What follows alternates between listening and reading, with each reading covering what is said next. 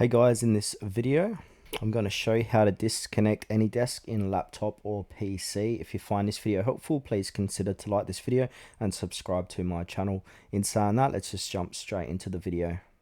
Now, there's two different ways, or a few different ways how to do this. So if you want to disconnect an active remote session, so if you're currently connected to someone else's device, look for the session window that shows the remote screen. At the top of the window, hover the reveal the session toolbar, then click the X icon. This means end session to disconnect. The window will close and the session will end immediately.